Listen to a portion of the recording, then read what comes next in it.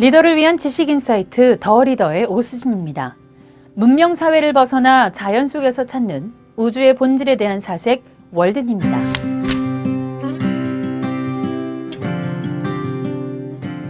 오늘 우리가 함께 나눌 책은 헨리 데이비드 소로의 월든입니다. 너무나 유명한 책이죠.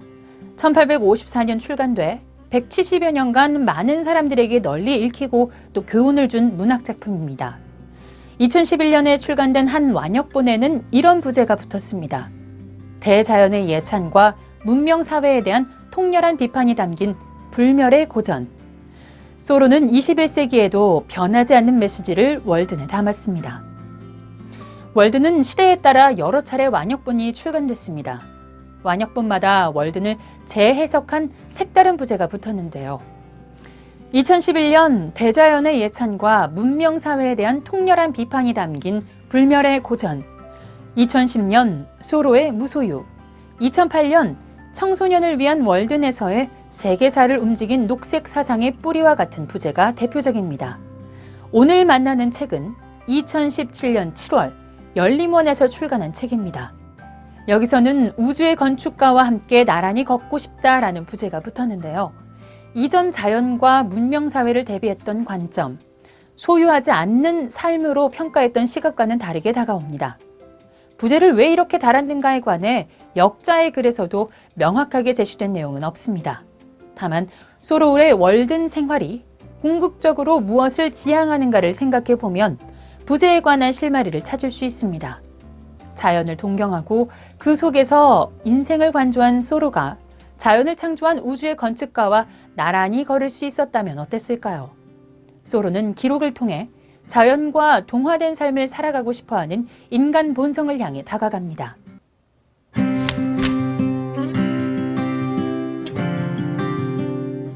월든은 미국 매사추세츠주 콩코드에 있는 호수입니다. 1845년 소로우는 월든 호숫가에 5평짜리 오두막을 혼자 힘으로 짓고 2년 2개월 이틀을 지냅니다. 명문 하버드를 나와 30이 안 된 나이에 홀로 숲속으로 들어갔다는 이 드라마와 같은 이야기는 호기심을 끌만합니다. 소로우는 자신의 오두막을 신이 여행하다 들르기에 좋았고 여신이 옷자락을 끌고 다닐 만한 곳이었다고 말합니다. 회반죽을 칠하지 않아서 바람이 통하는 오두막과 개똥 집바퀴의 노랫소리가 들려오는 호숫가에서의 삶은 충분히 그러했을 것입니다. 소로우는 유별난 관심으로 물어오는 마을 사람들에게 호숫가에서의 삶을 들려주기 위해 자신의 경험과 생각을 정리합니다. 그것이 바로 월든입니다. 그런데 소로는 왜 월든 숲에 들어갔을까요? 두 번째 장인 나는 어디서 무엇을 위해 살았는가에서 그 이유를 상세하게 기록했습니다. 월든의 오두막을 마련하기 전 소로우는 시골 농장을 사들이는 상상을 자주 했습니다. 오랫동안 구속받지 않고 자유롭게 살아가는 삶을 위해 그는 농장주가 되는 꿈을 꿨다고 고백합니다. 월든 호숫가 숲의 거처를 정한 7월 4일은 미국의 독립기념일입니다. 우연히 그날이 일치했다고 말하는 소로는 삶의 변화를 몸속 깊이 받아들입니다. 변화는 가만히 있는데 찾아오는 손님이 아니라 발벗고 찾아 나설 때 만나는 귀인과 같습니다. 소로는 삶의 시공간을 의도적으로 바꾸어 만들어진 변화를 만끽합니다. 숲속, 집 밖의 바람과 집 안의 바람이 같은 오두막, 수액이 흐르는 목재, 새로운 이웃이 된 새들이 그가 경험한 공간의 변화입니다. 모든 기억할 만한 사건은 아침 시간과 아침의 대기 속에서 일어난다. 시와 예술, 그리고 가장 아름답고 가장 기억할 만한 인간의 행위는 바로 아침 시간에 이루어진다. 이 독백에는 시간의 변화가 가져온 기적을 체험하는 소로의 영혼이 투영되어 있습니다. 자연의 섭리에 맞춰진 시간과 대자연의 품으로 몸을 내맡긴 공간의 변화를 통해 소로가 마주하고 싶던 진리는 무엇이었을까요? 소로는 내가 숲으로 들어간 것은 인생을 의도적으로 살고 싶었기 때문이다 라고 말합니다. 그리고 다음과 같이 자기 생각을 강조합니다. 인생의 본질적인 사실에만 직면을 해도 인생의 가르침을 배울 수 있는지 확인해보고 싶었고 죽을 때 내가 인생을 헛되게 산 게 아니었다는 것을 깨닫고 싶었기 때문이다. 나는 삶이 아닌 삶을 살고 싶지 않았다. 삶이란 매우 소중한 것이기 때문이다 라고 말합니다. 이것이 소로가 월든숲에 들어간 이유입니다.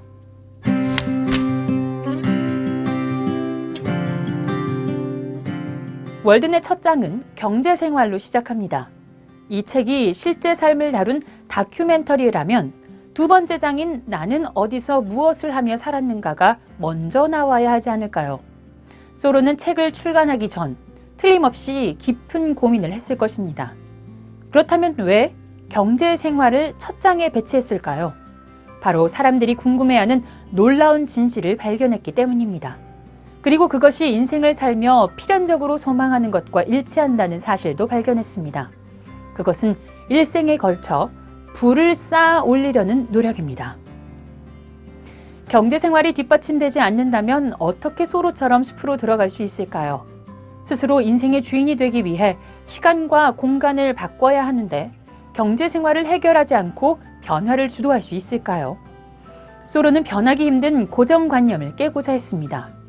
죽음은 누구나 피할 수 없는 숙명인데 오래지 않아 좀먹고 녹슬고 도둑이 들어 훔쳐갈 재물을 쌓아 올리는 일에 인생을 낭비하고 싶어 하지 않았습니다. 소로는 부를 쌓기 위해 부질없이 근심하고 또 쓸데없이 노동하는 것을 경멸합니다. 소로는 미국 흑인 노예제를 비판하면서 더 나쁜 일은 스스로를 노예로 만들고 그의 주인이 되는 일이라고 강조합니다. 이처럼 가장 근본적인 문제부터 관점을 바꿔야 한다는 메시지를 전하기 위해 소로는 경제생활을 먼저 언급했습니다. 소로는 부를 쌓아 자신을 잃어버리는 일은 헛되다라고 말한 뒤 자신의 계획을 털어놓습니다. 어떤 날씨에도 밤이든 낮이든 어느 시간에도 나는 순간순간을 개선하고 싶었고 그것을 내 지팡이에도 새겨두고 싶었다.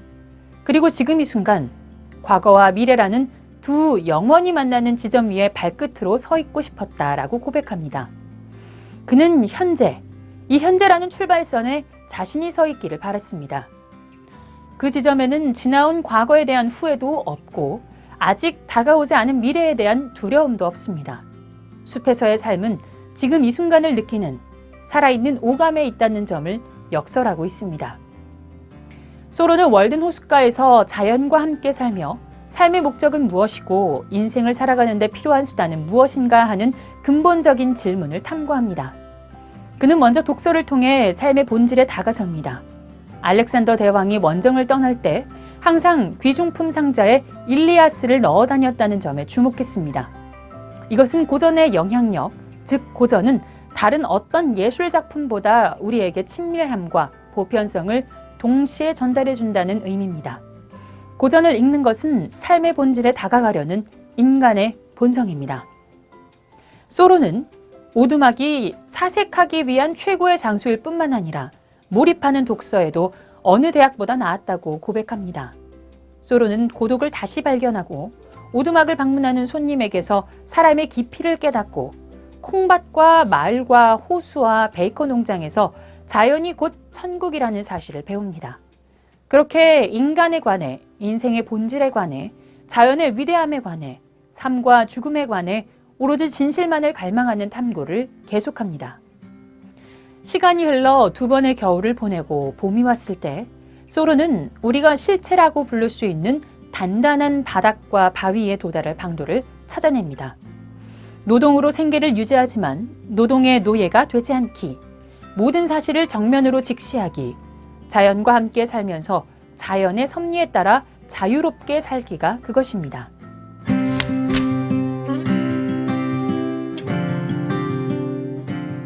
인간의 본성, 그러니까 태어나면서부터 갖추고 있는 마음은 삶의 본질을 찾고 진리를 탐구하는 자세입니다. 소로는 월든숲 오두막에서 내면의 소리에 귀를 기울였습니다. 그가 홀로 자연에 동화되어 발견한 진리는 진실은 거짓으로 여기고 허위와 망상은 진리로 여기는 21세기와 정확하게 맞닿아 있습니다. 삶의 주인이 되기 위해 스스로 창조한 시간과 공간의 변화 위에서 소로는 개인적이고 주관적인 성찰을 넘어 세계적이고 보편적인 진리를 발견했습니다. 우리가 소로의 월든을 다시 펼쳐야 하는 이유가 이것입니다. 사람을 변화시키는 힘은 외부에서 우리 안으로 들어옵니다. 스스로 변화하는 게 아니라 우리를 둘러싼 것들의 변화가 우리를 변화시킵니다. 자연과 만나는 그 시간, 자연과 하나 되는 그 공간이 우리를 변화시킵니다. 그리고 변화를 향해 한 발 내디딜 때 우리의 본성과 만나게 됩니다. 여러분은 자기 인생에서 지금 어떤 존재인가요? 여러분의 월든 호수는 어디에 있나요? 소로가 찾은 진리는 우리도 찾을 수 있을까요? 소로의 월드는 바로 우리가 서 있는 이 지점, 지금 이 순간에 있습니다. 지금이 삶을 돌아볼 지점이고 또 바로 그 시간입니다.